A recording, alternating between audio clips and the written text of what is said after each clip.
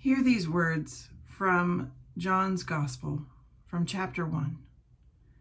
In the beginning was the Word, and the Word was with God, and the Word was God.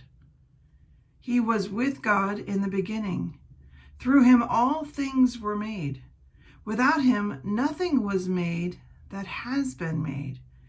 In him was life, and that life was the light of all mankind.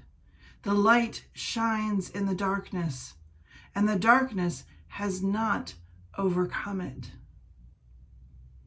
John begins his gospel by introducing us to Jesus and taking him back to the beginning of time, to the creation story in the beginning.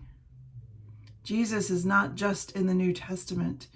He's a part of God. And so John is introducing him to us in a new way.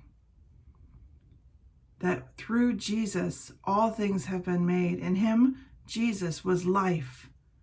And that life was the light of all humankind. Jesus is the light. He's our lifeline. He's our hope. He's our bridge to understanding the character of God. And it's interesting when we look at the original language, if you have a study Bible, maybe yours says this too. In verse 5, it reads, "The light shines in the darkness, and the darkness has not overcome it." And that word overcome is typically the translation, but another word that can be used there is understood. The darkness has not understood it. And I see that as a challenge for us, those who are in relationship with Jesus and living our faith in the world. Our behavior is a light in the darkness because we reflect the light of Christ. And the world will not understand it.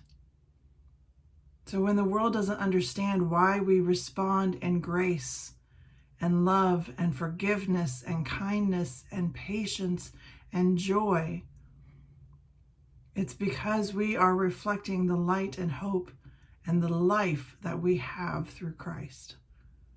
So when you are not feeling understood by the world around you, know that you're in good company. Jesus felt it too, and all those through the centuries who have followed after his way, who have been in a relationship with him, who have reflected his light and his life into the world, have met that same sense of misunderstanding.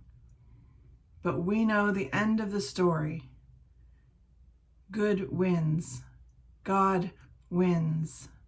Jesus rules and reigns forever, and yet he intercedes on our behalf. So take time in this moment, in this season,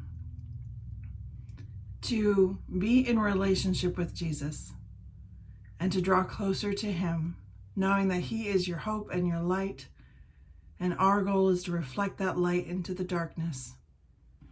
Amen.